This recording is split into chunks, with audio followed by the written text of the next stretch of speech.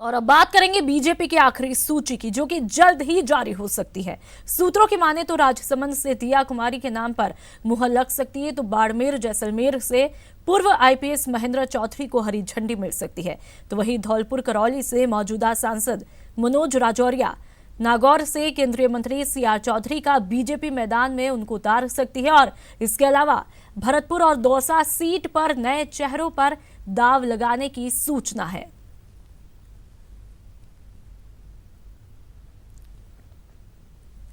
और संवाददाता सुधीर शर्मा हमारे साथ सीधा बीजेपी मुख्यालय से जुड़ चुके हैं। सुधीर, आखिर ये आखिरी सूची का इंतजार कब खत्म होगा?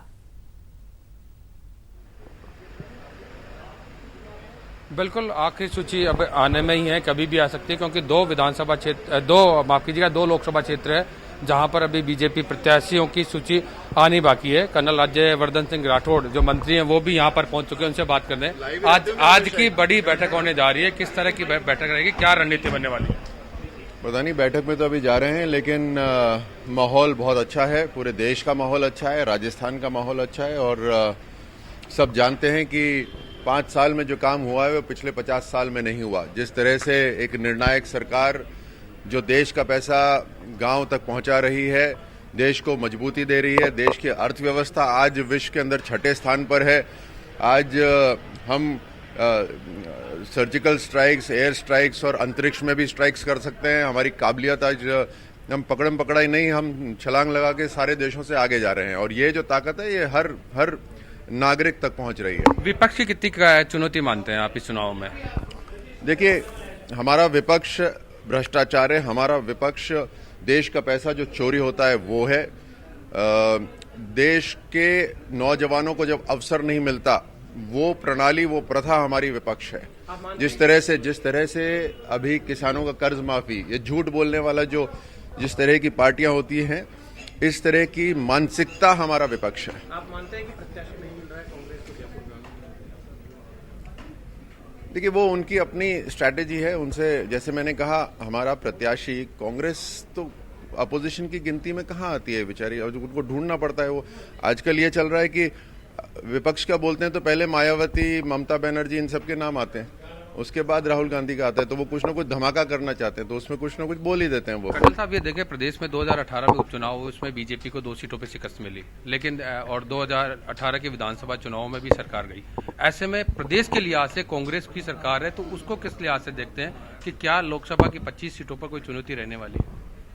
देखिए, जनता विश्वास कर लेती है, और जनता ने विश्वास कर लिया जब उन्होंने कहा कि हम 10 दिनों के अंदर ऋण माफी कर देंगे। और ऋण माफी, अब किसान, मैं मिलता हूं गांव के अंदर जाकर, उनको लगा वाकई में ऋण माफी होने वाली है। उन्होंने अपना ब्याज देना बंद कर दिया।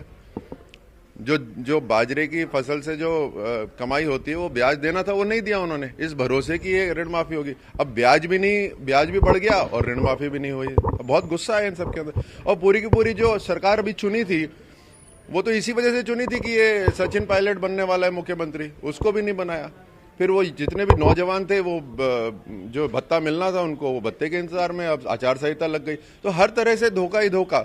और तो और जो 10%, और ये बहुत महत्वपूर्ण है, 10% जो आर्थिक आरक्षण करा हुआ है प्रधानमंत्री जी ने, पूरे देश में लागू हो गया।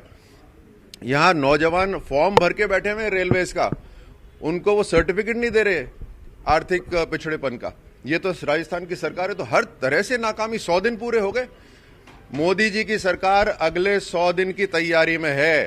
राजस्थान की सरकार के 100 दिन हो गए हैं और 0 नतीजा है। ये फर्क है नामदारों का और कामदारों का। जी बिल्कुल, जिस तरह से पूरा सामने आया, तस्वीर खींचने की कोशिश कर्नल राज्यवर्धन सिंह राठौड़ ने की है कि किस तरह से चुनाव का सिनेरियो रहने वाला है। लेकिन मैं बता दूं, यहाँ पर बड़ी बैठक के तौर पे इसको देखा जा रहा है। तमाम प्रदेश पदाधिकारी हैं, प्रदेश अध्यक्ष है, संगठन महामंत्री है, पूर्व मुख्यमंत्री वसुंधरा राजे इस बैठक में शामिल होगी, कोर कमेटी के सदस्य शामिल होंगे, मोर्चों के अध्यक्ष शामिल होंगे और पार्टी के जिला अध्यक्ष शामिल होने वाले हैं, जो इस बात की रूपरेखा तय करेंगे कि चुनाव के अंदर किस तरह से कांग्रेस को गिरा जाए, क्या क्या मुद्दे होंगे और कौन कौन इन लोकसभा चुनाव में स्टार प्रचारक के तौर पर रहने वाले हैं। जी सुधीर, साथ ही तीसरी सूची में आखिरकार देरी क्यों, पेच कहां पर फंसता हुआ दिखाई दे रहा है? सुधीर, देखिए जहां तक लगता है वेट एंड वॉच की स्थिति बनी हुई है और गतिरोध की स्थिति भी है कि किसको बीजेपी प्रत्याशी बनाए, क्योंकि 6 ऐसी सीटें थी जहां पर थी। अलका गुर्जर है, प्रदेश उपाध्यक्ष है, उनसे ही बात कर लेते हैं। हालांकि उनका नेतृत्व राष्ट्रीय नेतृत्व के स्तर पर जाएगी। 6 सीटों पर अटकाव की स्थिति क्या है जब यहाँ से सब कुछ जा चुका है?